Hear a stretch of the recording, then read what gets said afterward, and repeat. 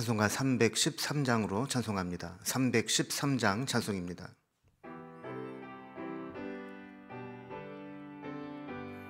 내 임금 예수 내 주여, 이 죄인이 주님 앞에 한없는 은혜 받고서 내 생명 모두 드리오니, 그 풍성하시는 종을 주 내게 내려주소서. 내 임금 예수 내 주여, 내 허물은 덮으시고 주 십자가에 흘리신 그 피를 믿는 마음 보사 내 중한 죄를 사하여 참 평안한 맘 주소서. 내 임금 예수 내 주여, 주 은혜에 감격하여 한없는 감사 찬송을 내 주님 앞에 드리오며, 내 맘과 정성 다하여 늘 기뻐하며 살리라. 내 임금 예수 내 주여, 이 마음과 이 천한 몸 그 곱의 피로 값주고 주 친히 사신 것이오니, 나 이제 사나 죽으나 주 뜻만 따라 살리라. 아멘. 네, 오늘 함께 나눌 하나님 말씀은 신약성경 골로새서 3장 12절에서 4장 1절까지 말씀입니다. 골로새서 3장 12절에서 4장 1절까지 327면에 있습니다. 이 말씀을 제가 봉독하겠습니다. 그러므로 너희는 하나님이 택하사 거룩하고 사랑받는 자처럼 긍휼과 자비와 겸손과 온유와 오래 참음으로 옷 입고, 누가 누구에게 불만이 있거든 서로 용납하여 피차 용서하되, 주께서 너희를 용서하신 것 같이 너희도 그리하고, 이 모든 것 위에 사랑을 더하라. 이는 온전하게 매는 띠니라. 그리스도의 평강이 너희 마음을 주장하게 하라. 너희는 평강을 위하여 한 몸으로 부르심을 받았나니, 너희는 또한 감사하는 자가 되라. 그리스도의 말씀이 너희 속에 풍성히 거하여 모든 지혜로 피차 가르치며 권면하고 시와 찬송과 신령한 노래를 부르며 감사하는 마음으로 하나님을 찬양하고, 또 무엇을 하든지 말에나 일에나 다 주 예수의 이름으로 하고 그를 힘입어 하나님 아버지께 감사하라. 아내들아, 남편에게 복종하라. 이는 주 안에서 마땅하니라. 남편들아, 아내를 사랑하며 괴롭게 하지 말라. 자녀들아, 모든 일에 부모에게 순종하라. 이는 주 안에서 기쁘게 하는 것이니라. 아비들아, 너희 자녀를 노엽게 하지 말지니 낙심할까 함이라.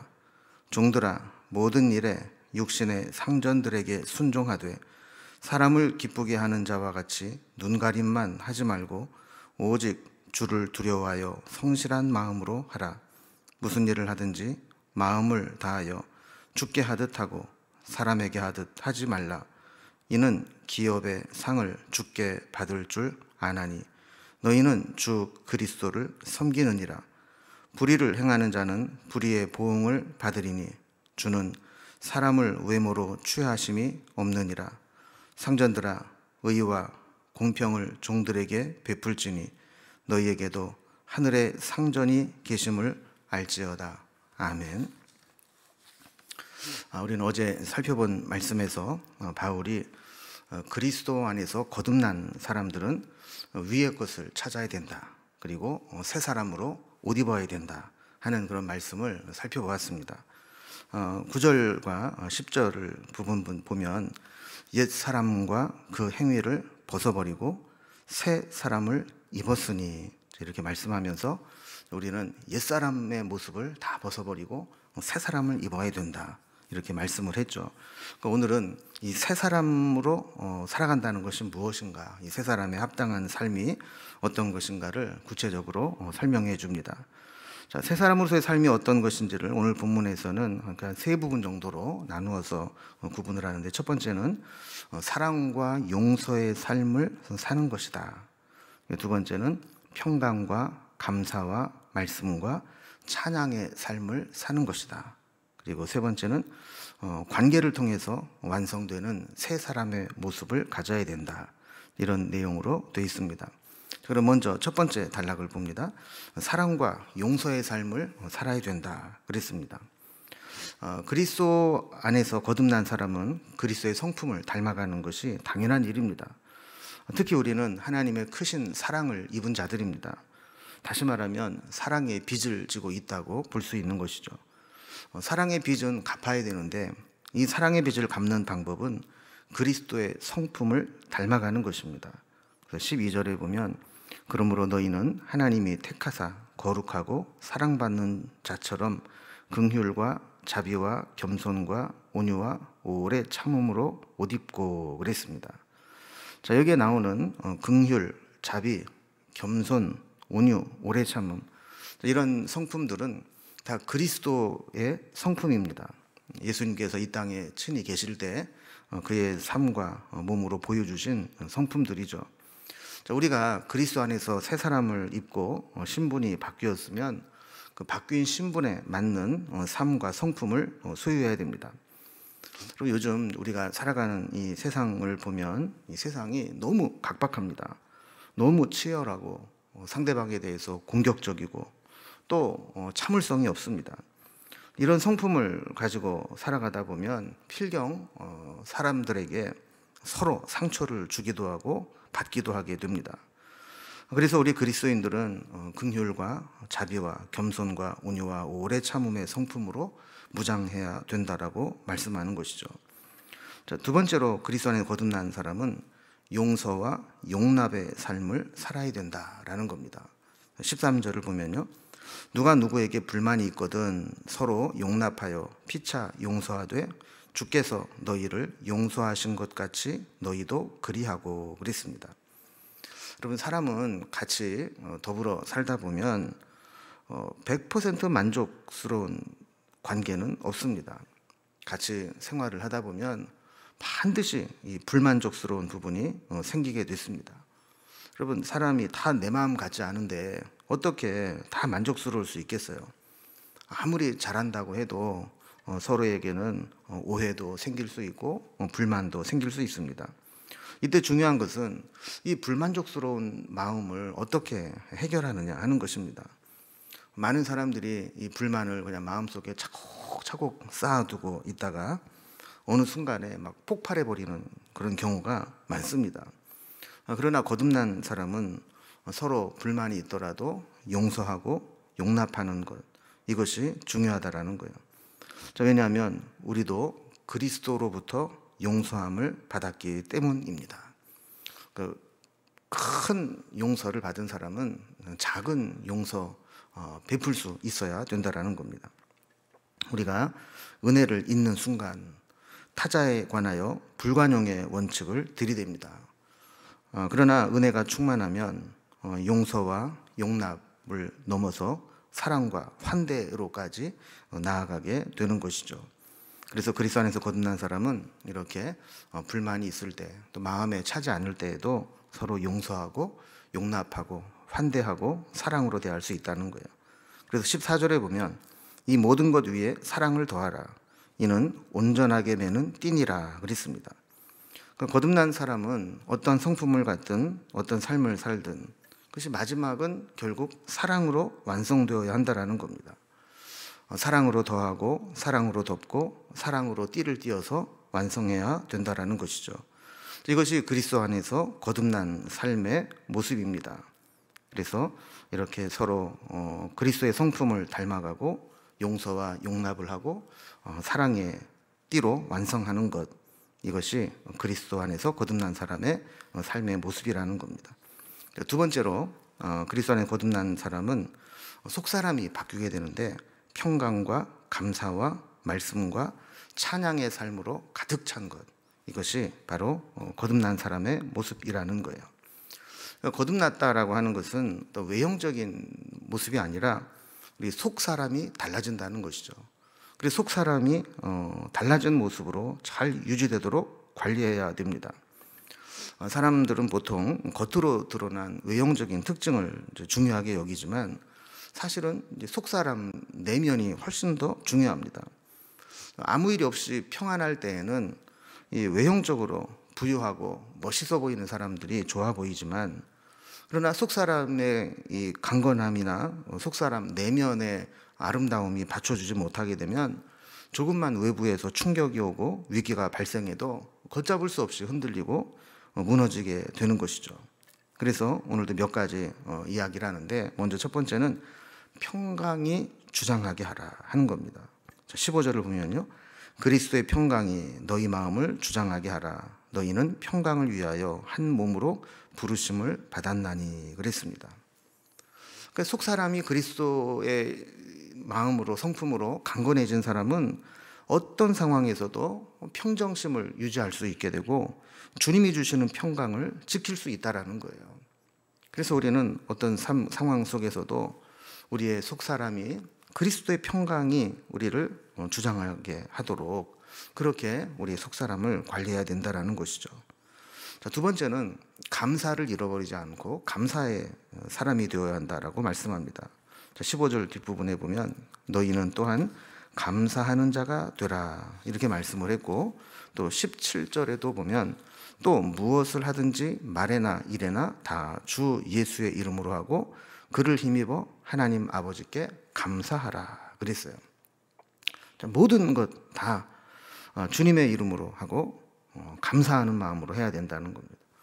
그리고 우리가 살아가면서 불평과 불만을 가지고 있으면 마음의 평강을 빼앗겨 버리고 맙니다. 그러나 모든 것을 감사하게 보려고 하고 모든 일에 하나님의 은혜를 생각하면 거기에 감사가 있고 평강이 있고 은혜가 있게 되는 것이죠. 자, 세 번째로 우리의 속사람은 말씀으로 풍성하게 채워야 된다라고 말씀합니다. 16절을 봅니다. 그리스도의 말씀이 너희 속에 풍성히 거하여 모든 지혜로 피차 가르치며 권면하고 그랬습니다. 여러분, 우리 속사람이 흔들리지 않도록 하기 위해서 다른 것이 우리의 속사람에 들어와서 우리를 다스리지 못하게 하려면 말씀으로 우리의 속사람을 채워야 된다라는 겁니다. 말씀이 우리 안에 거하고 서로 말씀으로 권면하고 피차 가르치면 하나님의 은혜가 그 속에 넘치게 되고 우리의 속사람이 강건하게 유지되는 것입니다. 네 번째는 찬양하는 삶을 사는 것입니다. 16절에 보면 시와 찬송과 신령한 노래를 부르며 감사하는 마음으로 하나님을 찬양하고 그랬어요. 은혜가 충만한 사람은 찬양이 우리의 간증이 되고 고백이 되고 아멘이 되는 삶으로 이어지게 됩니다. 여기 보면 시, 찬송, 신령한 노래를 부르며 감사하는 마음으로 찬양하라 이랬는데, 이거는 뭐 누구에게 보이기 위해서 또 잘한다고 칭찬받기 위해서 하는 찬양이 아니라 누가 들어주지 않아도 내가 기뻐서 내 속에 있는 은혜가 충만해서 하나님이 너무 좋아서 찬양의 삶을 살게 되는 것이죠. 그래서 우리의 속 사람을 이렇게 하나님이 주시는 찬송과 말씀과 또 감사와 평강으로 채우는 것, 이것이 우리에게 거듭난 사람의 모습이다라고 가르치는 겁니다. 자, 오늘 세 번째 단락은 진짜 거듭난 사람은 관계를 통해서 그 거듭남이 완성된다라고 말씀합니다. 자, 그리스도 안에서 새 사람을 입은 사람은 다른 사람과의 관계가 새로워집니다. 이런 관계가 새로워지는 변화는 지극히 당연한 결과입니다. 이 새로운 관계가 된다라고 하는 것은 성도의 이중 정체성을 말합니다. 성도들이 믿음 안에서 하나님을 믿게 되면 다 형제 자매가 되는 것이죠. 자, 그런데 우리가 예수를 믿고 성도들이 되고 믿음 안에 형제 자매가 되었다고 해서 이 땅에서의 유지되고 있던 관계나 위치가 다 무시되거나 사라지거나 없어지는 것은 아니라는 겁니다. 우리가 교회 안에서 성도로서는 형제요, 자매요, 믿음의 가족이지만 우리가 살아가는 사회에서는 그 관계 속에서, 위치 속에서 지켜야 될 그런 질서가 유지되어야 된다는 겁니다. 자, 그러면서도 일반적인 세상이나 사회에서 요구하는 그런 관계만 가져서는 안 되고 새로운 관계가 설정되어야 한다는 겁니다. 그리고 그 관계는 쌍방간의 의무와 변화를 요구합니다. 그러니까 어느 한쪽에게만 일방적으로 희생하고 손해보도록 만들어지는 관계가 아니라 양쪽이 서로 변화되고 서로 의무를 다하고 서로 희생하고 섬기는 모습, 이런 관계로 변화되어야 한다는 거예요. 그럼 이런 원칙 속에서 어떤 관계들을 이야기하는가? 부부관계, 또 자녀와 부모와의 관계, 그리고 종과 상전과의 관계, 이 관계를 이렇게 세 가지로 설명을 하는데, 먼저 이 부부관계가 어떻게 설정되어야 하는가 하는 것을 말씀합니다. 자, 18절 말씀 봅니다. 아내들아 남편에게 복종하라. 이는 주 안에서 마땅하니라 그랬습니다. 그럼 사실 요즘 젊은 여성들에게 이 말씀은 좀 성경에서 좀 뺐으면 좋겠다, 없었으면 좋겠다, 이렇게 생각하는 말씀일 수 있습니다. 아니, 남녀가 평등하고 동등한데 왜 남편에게 복종해야 되느냐? 왜 여자라는 이유로 아내는 남편에게 복종하는 것이 마땅하다고 하느냐? 이런 생각을 하게 되면 이 말씀을 우리가 이해하기가 어렵습니다. 이 문제를 해결할 수 있는 두 가지 근거는 먼저 주 안에서라는 겁니다. 그 주 안에서 복종하라라는 얘기는 어떤 세상의 어떤 남성 위주의 세상에 남자의 힘으로 복종시키는 것이 아니라 주 안에서 존중하라는 의미입니다. 두 번째, 주 안에서 복종하라고 하는 이 근거는 다음 절에 나오는 남편들이 아내를 향한 의무와 상호관계의 쌍방간 의무라는 것을 전제로 합니다. 자, 19절에 보면 남편들에게는 뭐라고 그랬느냐? 남편들아 아내를 사랑하며 괴롭게 하지 말라 그랬습니다. 여러분, 남편이 정말 아내를 사랑하고 아껴주고 자기 목숨보다 귀하게 여기면 왜 그 남편을 존중하지 않겠습니까? 남편이 아내를 정말 귀하게 여기고 괴롭게 하지 않으면 아내는 자기 목숨도 아까워하지 않을 겁니다. 남편이 그리스도께서 교회를 위하여 자기 자신을 주신 같이 그렇게 아내를 사랑하고 희생적으로 아끼면 왜 존중하고 복종하는 게 어렵겠습니까? 그리스도 안에서 거듭난 사람은 이렇게 아내를 자기 자신이 대신해서 죽을 정도로 희생적인 사랑을 하게 되고, 또 아내는 그 남편의 사랑에 감동해서 존중하게 되는 것, 이것이 주 안에서 새로운 관계의 형성이라는 겁니다. 자, 두 번째 관계는 부모 자식 간의 관계입니다. 20절을 보면 자녀들아 모든 일에 부모에게 순종하라. 이는 주 안에서 기쁘게 하는 것이니라 그랬습니다. 부모님께 순종하고 공경하는 것은 인륜으로서 당연한 일이지만 이것을 성경은 주 안에서 기쁘시게 하는 것이다, 이렇게 말씀합니다. 단순히 어떤 인륜의 문제가 아니라 하나님의 말씀이고 하나님의 법이라는 것이죠. 그러면 부모에겐 책임이 없느냐? 자녀들에게만 희생과 또 효도와 공경을 강요하느냐? 아니라는 거예요. 부모에게도 책임이 있다는 겁니다. 21절을 보면 아비들아 너희 자녀를 노엽게 하지 말지니 낙심할까 함이라 그랬습니다.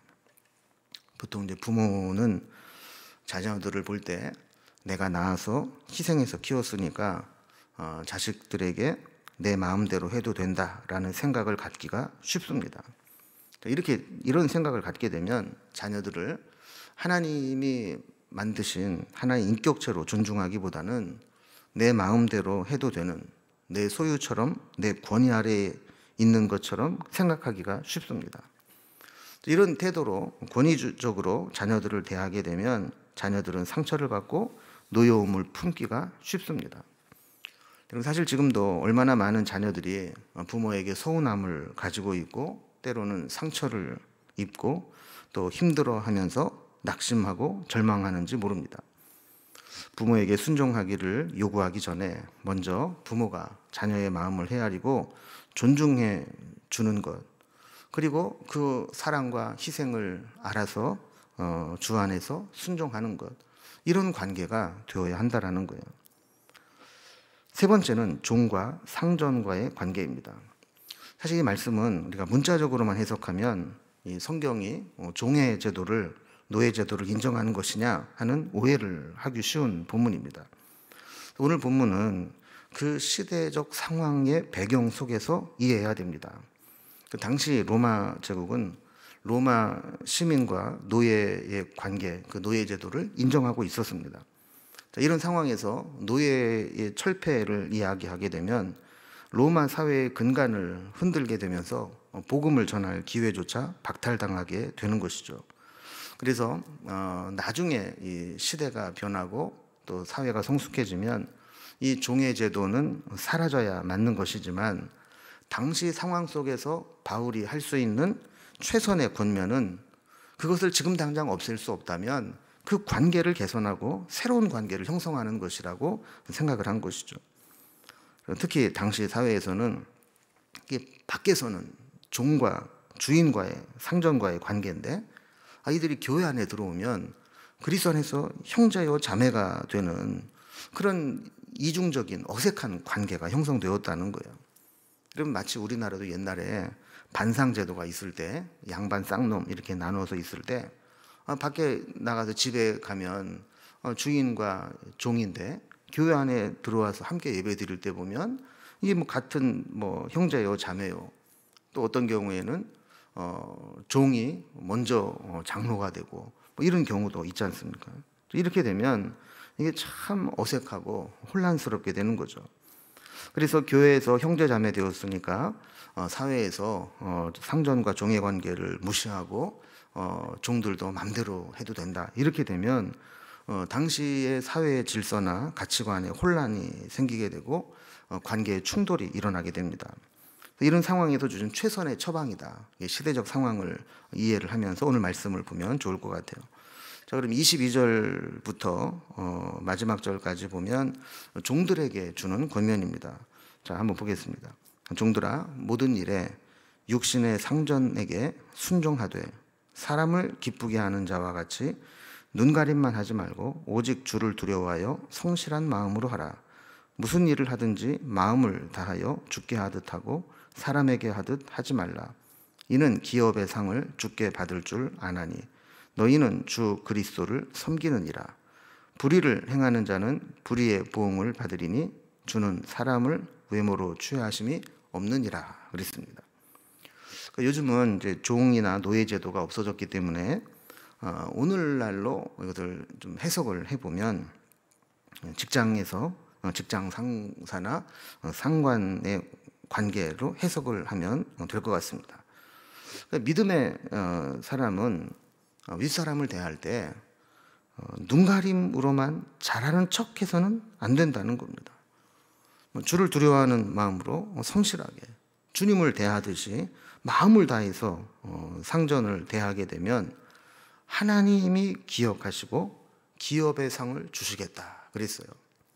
그러니까 나는 어쩌다가 흙수저가 되고 나는 어쩌다가 종이 되어서 이렇게 억울하게 살아가는가, 이런 마음을 가질 수 있지만 내가 지금 처한 상황을 바꿀 수 있는 상황이 아니라면 있는 자리에서 최선을 다하여 섬기게 될 때 하나님이 그것을 기억하시고 하나님이 기업의 상을 주시겠다라는 겁니다.